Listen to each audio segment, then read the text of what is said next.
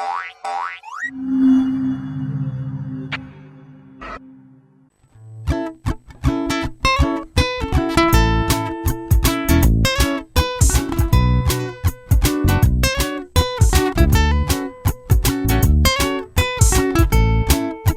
semuanya, hari ini kita mempelajari pelajaran Bahasa Indonesia Bab 507 pelajaran 4.1 yang berjudul Merangkumi sebuah bacaan. Tujuan pembelajaran ini ada dua. Pertama, kamu akan mampu membuat ringkasan dari teks bacaan yang dibaca atau yang didengar. Dan kamu juga mampu menemukan pokok-pokok isi teks. Ayo kita mulai pelajaran ini. Setiap hari kita membaca, namun tahukah kamu bahwa bahan bacaan yang kita baca dapat dibeda-bedakan menurut jenisnya? Jenis-jenis bacaan yang ada dapat berupa laporan, cerita pendek, buku pelajaran, puisi, novel, maupun artikel. Mari kita bahas satu persatu. Pertama, cerita anak. Cerita anak termasuk ke dalam jenis karya sastra berbentuk prosa. Prosa adalah karangan bebas yang tidak terikat oleh bentuk, irama, dan rima, sehingga pembaca dapat dengan mudah menangkap pesan yang terkandung di dalamnya. Contoh cerita anak. Yang pertama, cerita rakyat Malin Kundang. Pernahkah kamu mendengar cerita ini? Cerita rakyat ini bercerita tentang anak durhaka yang bernama Malin. Kedua, contoh cerita anak, cerita legenda Batu Pogimba. Cerita ini mengkisahkan tentang kisah di balik keberadaan Batu Pogimba. Kedua, mengenai novel. Novel adalah karangan prosa yang panjang, mengandung rangkaian cerita kehidupan seseorang dengan orang di sekelilingnya, dengan menonjolkan watak dan sifat setiap pelaku. Contoh novel. Pertama, novel Detektif Conan. Ibu yakin sudah ada yang pernah membacanya.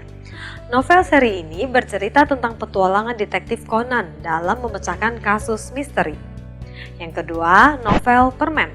Novel ini bercerita tentang kehidupan seorang gadis yang bernama Permen atau Candy. Buku pelajaran. Nah, buku pelajaran berisikan tulisan yang wajib untuk dipelajari di sekolah. Pelajaran terbagi dalam mata pelajaran matematika, sains, bahasa, dan lain-lain. Jenis bacaan lainnya adalah laporan. Laporan adalah suatu cara komunikasi sejenis dokumen yang berisikan paparan peristiwa atau kegiatan yang telah dilakukan seseorang atau kelompok kepada seseorang atau suatu badan atas dasar suatu tanggung jawab yang dibebankan kepadanya. Contoh laporan kunjungan. 1. Laporan kunjungan ke Candi Borobudur misalnya, yang dituliskan oleh siswa kelas 5A. Bisa juga laporan kunjungan ke pabrik susu sehat yang dituliskan oleh siswa kelas 5B. Sekarang kita mau membahas jenis bacaan yang lain, yaitu puisi. Puisi merupakan gubahan dalam bahasa yang bentuknya dipilih dan ditata secara cermat, sehingga mempertajam kesadaran orang akan pengalaman hidup dan membangkitkan tanggapan khusus lewat penataan bunyi, irama, dan makna khusus.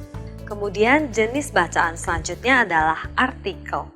Merupakan karya tulis lengkap yang dipublikasikan di sebuah majalah, surat kabar, dan media lainnya. Artikel berisi laporan berita atau esai. Sehubungan dengan topik pembelajaran hari ini, meringkas.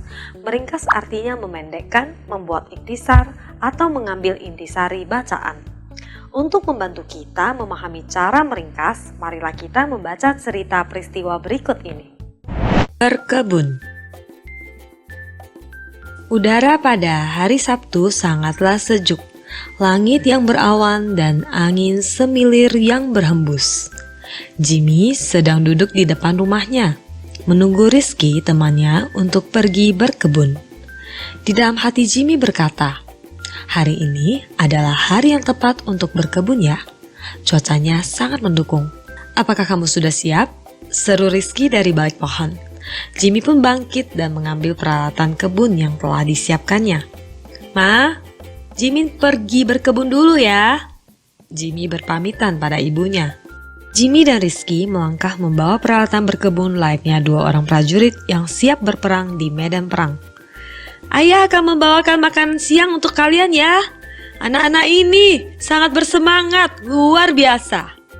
Matahari sudah mulai meninggi ketika mereka sampai di kebun. Udara sudah mulai terasa panas ya. Kita harus cepat-cepat menyelesaikan tugas kita semua, seru Rizky. Apakah kita jadi menanam cabai? Tanya Jimmy. Tentu saja, kita akan menanam cabai terlebih dahulu, baru sayur-sayuran berikutnya.